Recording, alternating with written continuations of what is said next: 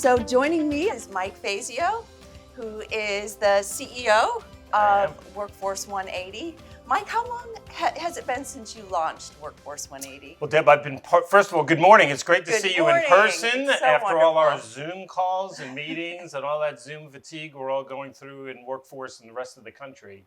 But I fell into the workforce industry by accident back in 2008, met a guy at a pickup basketball game, and the next thing you know, I'm on the road and talking about OJT and TANF and all things I had no idea what they were or what they stood for. But over the last 13 years, it's really been an unbelievable experience for me. We founded Workforce 180 in 2015 with really one simple purpose, and that was to assist workforce professionals every single day nationwide. And I'm proud to say over the last 6 years now, we've contracted with more than 700 workforce and nonprofit agencies all around the country to do exactly that.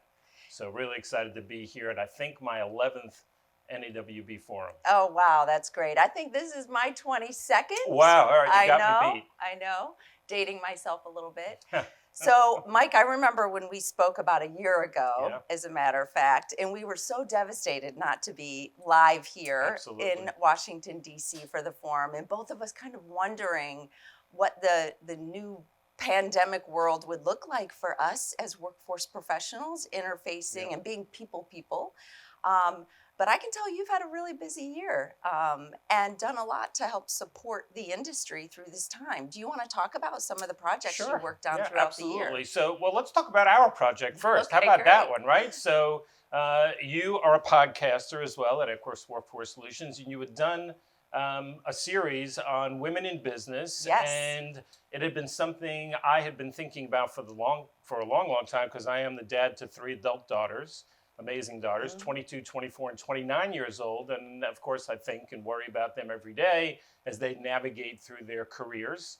And I was fascinated with the topic that you had brought to everybody's attention. And I said, this is something that really we should talk about, bringing to every female workforce professional in the country to really help them understand what it's going to take to move forward. Because I know that you shared stories and over the time of building the Business for Women certification course, I learned so much as a man, and I would recommend that every man take this course as well, because you really learn a lot about different things and obstacles that the female part of workforce professionals go through to achieve what they want to achieve and move their careers forward. It was really an incredible experience working with you and your entire team to put this together, and we're really proud of the outcome.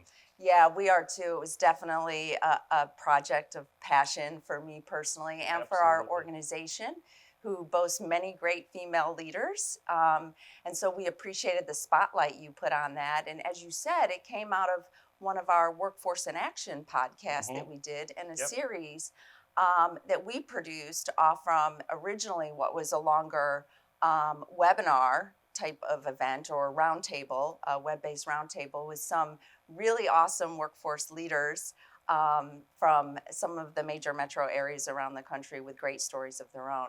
So Mike, I'd really like to hear from you. So before I move on, I do want to thank you for that opportunity, and I too am proud of it. Great experience. It is. But you put out a lot of new content in 2021, and to support workforce boards in 2020, I know that you worked on, that I assume is you listening and on the ground and hearing what boards needed. What were some of those really big needs that boards felt, particularly during the pandemic, or that just really needed to be adapted to the realities of the pandemic beyond the Business for Women certification? I think that's the right word, Deb. It really is adapted, right? Because, we as workforce leaders, workforce organizations pre-pandemic, never ever could think about working from home, working remotely. I couldn't even spell Zoom, 20 months ago, but now, 300 million people a day in the United States are Zooming some way, shape, or form. So it's pretty incredible how we've all adapted to this new world that we now work in. But I always say that it takes a revolution to cause evolution. And I think what's happened and is happening around the country is that we're finding this worker shortage, which everybody talks about, as the great challenge right now so that employers can ramp back up. I'm sure, like me, you've experienced, less people working in supermarkets. We just saw recently American Airlines has canceled hundreds of flights because Right. they have a worker shortage. So I think there's a bit of a revolution going on out there where workers are saying, I want a little bit more now out of my next position. I want flexibility. I want greater pay. I want more benefits. I want more appreciation.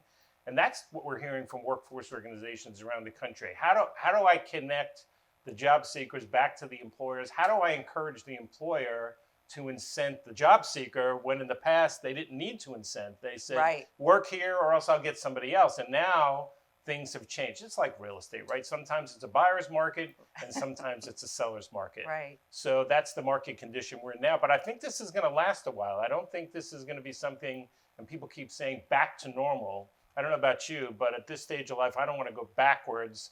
I'm looking to go forward. And I think this has put us in a position to really evolve in using innovative thinking to adapt in the world that we now work in. Absolutely. And I think, Mike, we're hearing a lot of the same things. And I think, as you said, we're not just going to go, we don't know what that next normal is. Absolutely. And but we do know it's something quite different. So you work a lot with workforce professionals Yep. around the country. And what have their challenges been in adapting, and what are some of the ways you've been helping them? Yeah, I think what I'm hearing from workforce professionals around the country is a little bit of frustration in that they're wanting more clients to work with, they're wanting more people to be work motivated. And as I believe, you can't really motivate people. I think you can inspire them through your actions and your behaviors and your good habits, but I think motivation is an internal thing and it's activated by goal setting. So for people who are setting the goal to get to work, they'll get to work. I can't set that goal for them. That's got to be something that's internal to them. So I think we're spending a lot of time helping workforce professionals really understand how they can improve their skill sets so they can get the most out of the work that they do. And we've really driven the evolution of our company, if we can stay on the word evolution for a while here, based on what the market is asking for. It Right. started really with one course for us, and I've traveled to 40 plus states to do in-person facilitation and keynotes and workshops and things. And over the last few years, pre-pandemic, we moved 90% of that online, self-paced, self-directed. That's what people want. They don't want to be locked up in a small conference room for 8 hours in a day and being forced to learn on a day when they may not want to learn. Right. So I think learning how to work independent, how to be self-managed, allows for a better learning process. And that's why we keep rolling out courses like Business for Women and racial equity certification, business services, case management, leadership development, all the things that the market is saying, help us with. So we're Right. kind of driven by what the front line and the executive level is telling us that they want. And I think that's probably the best way to do it. And we do that in collaboration with subject matter experts. Right. We're not know-it-alls. We go after the best. We work with Equus.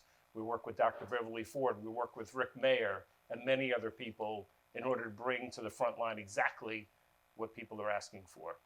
Right. And I think what's been really interesting for workforce professionals, in addition to needing to learn new skills and new approaches, new delivery methods, right? And trying to figure out, and now a lot of them coming back to more in-person services. Some never stopped in-person Yes. services, but that transitioning back and trying to understand what that mix may be in terms of how will customers want to engage with us once they feel safe and there's opportunity or greater opportunity to interact with the workforce system in person. What are you hearing from boards? What do you think their sense is in terms of how customers will want to engage with them moving forward? Yeah, I think I'm hearing a mix of things. Some people that are very traditional in their mindset and we're going back to the way things were, 100% in.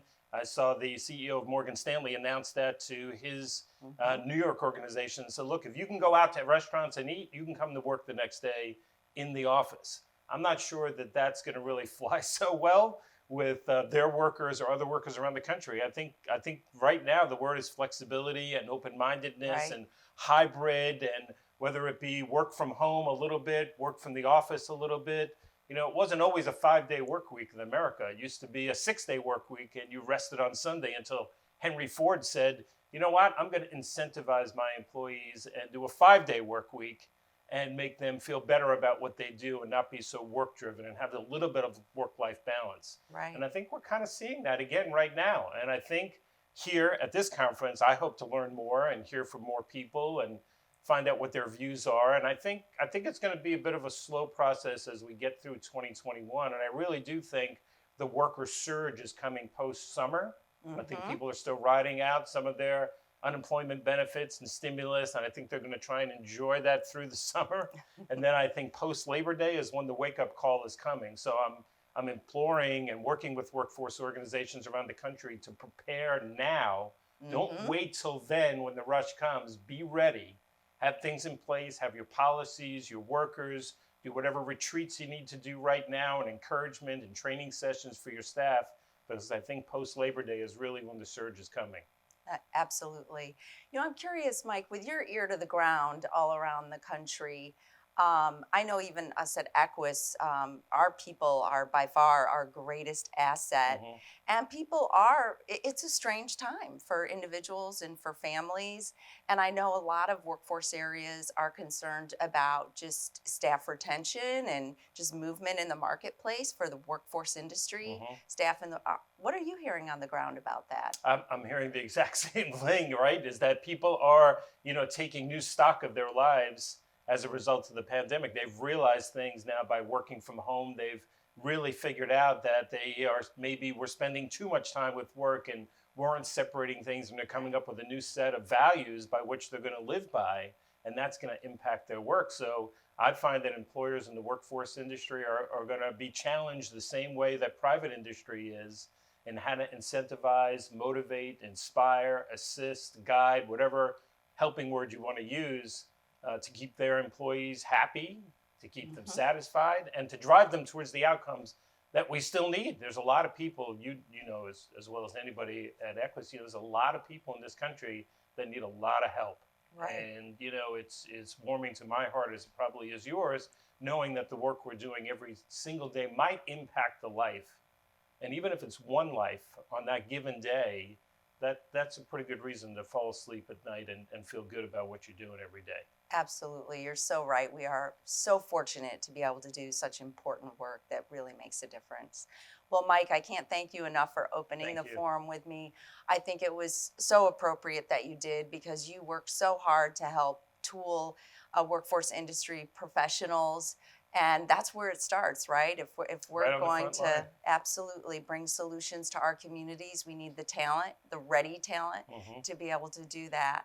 On behalf of Equus, I want to thank you for partnering with us, seeking us Absolutely. out on such an important topic, the Business for Women certification, and look forward to continuing to work with you. So, Mike, any final thoughts for our audience before we conclude this session? No, listen, I hope that next year at this time, there's 1,000+ people here, but this is a huge step forward. I'm really excited to see you in person and everybody else that's at the forum. So thanks so much for having me on.